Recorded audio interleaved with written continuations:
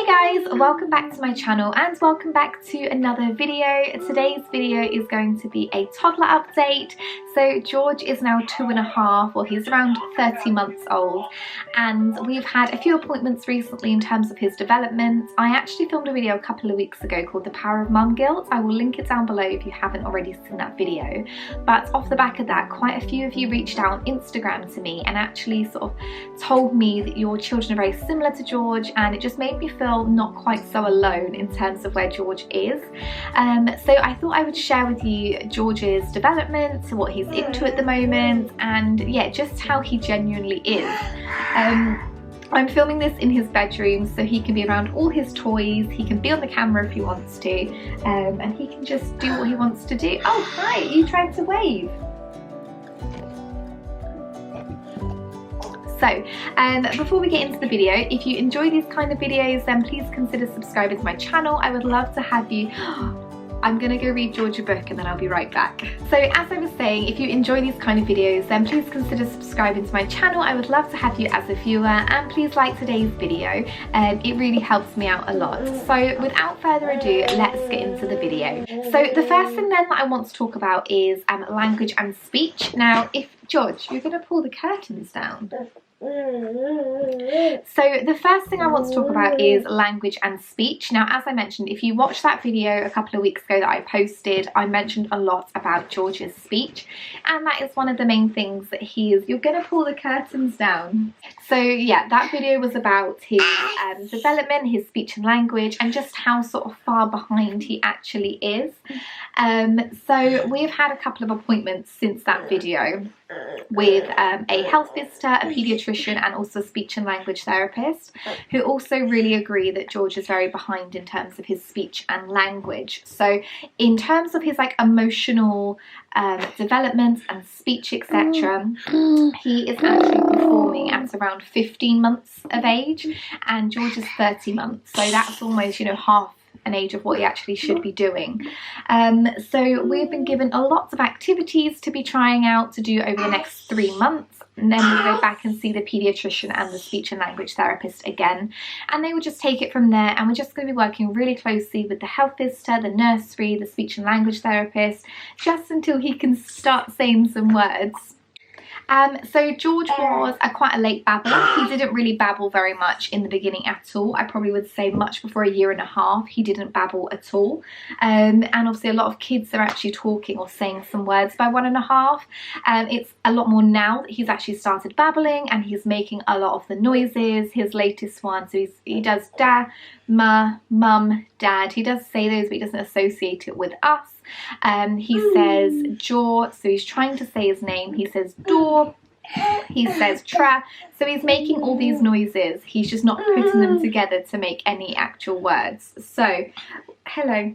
So we're just going to be continuing doing the activities that the speech and language therapist told us to do, and just to see if it makes any improvements. Obviously George was a premature baby, so that could obviously be another reason as to why he is a little behind compared to other kids his age.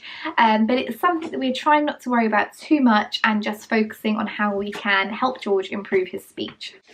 So the next thing then I wanted to discuss was eating / diet. So like all 2-year-olds, George is going through quite a fussy stage, and it's weird, isn't it, that kids know.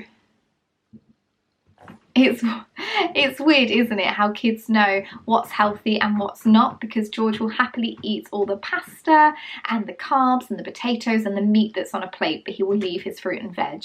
And nursery have said exactly the same thing. So he will pick out what he wants and eat what he wants when he wants. I try and give him a nice balanced diet. I offer him everything, but if I make a big deal out of that he isn't eating it and try to get him to eat it, that just makes it so much worse. So I'm still offering fruit, veg, a well-balanced diet to him every day. And if he eats it, he eats it. If he doesn't, he doesn't. I think definitely him going to nursery has made a big improvement on how he eats and what he eats, because he is copying other children. You got something to say? This is a new thing as well. He likes to sigh. So yeah, as I was saying, with his eating, he eats what we eat, and I give it to him. If he eats it, he eats it. If he doesn't, he doesn't. I don't really make too much of a big fuss about it, but I also just keep giving it to him because eventually I know he will eat it if he is hungry and if he's going to. His eating habits have definitely improved since he has been going to nursery, and as well as before going to nursery, he wasn't really a fan of cutlery. He could use cutlery, but he never used it. Also the same with drinking out a cup, he never did that either. But I think being at nursery and watching the other kids do it, he is just copying what they're doing, and he's been doing that so much more now. So eating and how he eats has definitely improved over the last few months, definitely. So moving on to behavioural and things like tantrums, terrible twos, and I can categorically say that the terrible twos are in force, and they came with anger and force, and yeah, they just came out of nowhere. And it was around 18 months that they started, and I thought, oh, it's good, we're getting them out of the way, he's going to have them early, and then they'll finish even sooner. But they haven't, they've continued. And when people told me about the terrible twos, I didn't really believe how bad it would actually get, but the tantrums are on another level. And also another thing that also I spoke to the health visitor about is about how bad his tantrums actually are compared to other toddlers his age, because they are just extreme, and it's really hard to be able to control them. The health visitor has told us that we need to ignore him when he's having them, because if we're hugging him, constricting him, it makes him so much worse and more bothered. So if there's something that he's not really bothered about, like that he's actually getting angry about, like he's not in pain or anything like that, then just to leave him and let him get over it himself. Another reason I think that the tantrums are so bad is because he isn't talking, he can't really communicate with us, so he gets a lot of anger and frustration within himself, and then he just needs to sort of let it out. So I think that's another reason why they're a little bit worse than other kids his age. When it comes to discipline, it depends who is telling him. So if I tell him no, he just laughs in my face, and I try so hard to not smile back or giggle at him, and sometimes he does listen to me, but I am definitely not the most disciplinary parent. If my partner says no to him, his dad, then he listens. If my mum or both his nans tell him no or tell him not to do something, he does normally listen. It just tends to be me that he doesn't listen to, which is typical. He's definitely a bit of a mummy's boy, so he wiggles his way around me in any way he can to get away with absolutely anything, which he actually does very, very well. So I wanted to discuss a little bit about potty training. We are nowhere near potty training. Again, it's all down to that lack of communication and speech and not being able to communicate with him. So we have a strict routine that we like to follow when changing his bum. So we go up to the bathroom where his potty is, we undress him, I clean him up, I put him on the potty, I leave him there for a little bit. Once then I've left him there, we'll like pretend to wipe, we'll close the lid, and then he will stand on his stool and then wash his hands and dry them. So we're trying to just get a little bit of a routine and a bit of normality into potty training, so eventually when he gets there it's going to be a lot more normal to him and not strange, this unknown thing. We've actually had the potty now since the beginning of lockdown because it was my goal to try and get him to learn potty training during that long period of lockdown. But yeah, that didn't happen, but we are still doing this routine. Nursery are really being good, and they're also doing the routine with him, so we will get there eventually. Thank you. So moving on then to George's personality and his interests. He has such a big heart, and he is just the most caring and kind and funny little boy, and he is just full of life, and he's so bubbly, and he's just, yeah, he's just incredible. And the interest that he has at the moment, so he is really into cars. He loves like little cars. He likes to pretend that anything is a road, and he also loves sea life and fish and anything that's in the sea he absolutely loves. He is fascinated with watching Blue Planet, which I am not minding at all. I could listen to David Attenborough's voice all day, but he is really into fish. You know, toy fish, fish in movies, fish in TV programs, fish in books. He absolutely loves sea life. And another big interest he really has at the moment as well is reading. He absolutely loves to read. A few of his favourite books, we've got Zog, the Gruffalo. You like the Gruffalo? And the very hungry caterpillar, he absolutely loves that. And nursery also says that he loves We're Going on a Bear Hunt as well. So they are some of his favourite books and interests as well at the moment. In terms of sleeping then, he has actually always been quite a good sleeper. So at the beginning of lockdown this year, well, we've only had lockdown this year, in April this year then, just gone, we actually moved his cot down into a cot bed, and he slept really well to begin with in the bed. I think it's like a new fascination for him. And then maybe like a month after sleeping in the bed, he then discovered he could actually get out of the bed. And he, as I'd put him to bed at like 7:30 to 8 o'clock, and then he would be up, keep playing with his toys, knocking on the door. So I'd keep having to get up and put him back to bed. Now he sleeps really well. He sleeps all the way through. So he goes to bed about 7:30 till 8. And he will then wake up at around 7:30. So he sleeps quite well.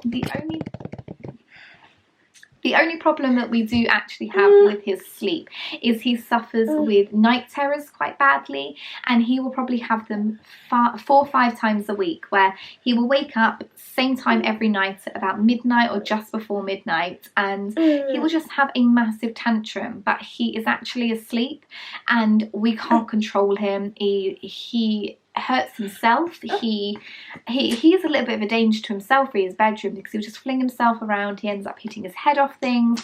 So I will just sit in here with him until he has calmed down. The doctor told me not to wake him up, and she also said not to hold him and try and cuddle him, because that makes him feel restricted and it will just make him more angry and more worked up. So what I do is I just sit. We've got like on his, I don't know if you can see, on his bed, we've got one of these bed guards. There's a little bit at the end. So I will sit at the end of the bed where he can't then get out, and I'll just let him ride it out basically. They last about 20 minutes to half an hour, and yeah, nothing settles him at all. I've tried giving him warm milk. I even tried one evening when it got really bad, because I thought he might have been in pain or something. I tried putting Pepper on, because Pepper always works. As soon as I play that theme tune, he is all over it. And that doesn't even stop him crying either. So it's definitely night terrors. The doctor has sort of assessed him and said, yeah, it is night terrors. And apparently it's just a phase that will blow over at some point or another. And then like the last thing I wanted to sort of say is that he now goes to nursery. He's been going to nursery since beginning or middle of September, and he goes 4 days a week. So he goes Monday, Tuesday, Thursday, Friday, and it just really helps out, because obviously me and my partner both work. Apparently he is loving nursery. He's met a couple of friends which he really likes. Apparently he eats okay at nursery. Like I say, he's a bit picky.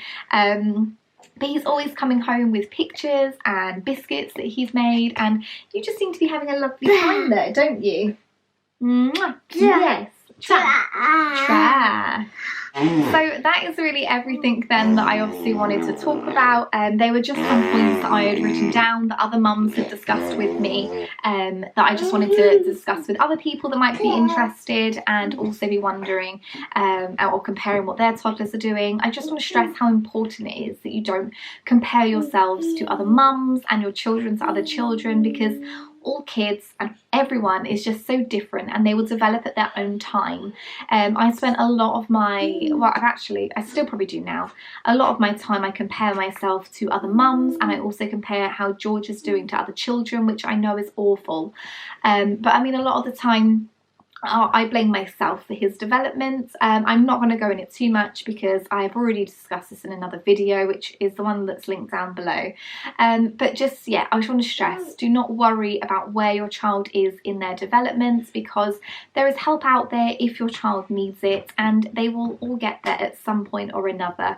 So just enjoy the time you have with them, because yeah, they're only young ones, and I can't believe that George is 2.5. It feels like I was just pregnant a couple of months ago. So just make the most of the time that you have with them. So that is today's video then. If you enjoyed it, please give this video a big thumbs up. Please consider subscribing to my channel. I would love to have you as a viewer, and I look forward to seeing you in my next video. Thank you, bye.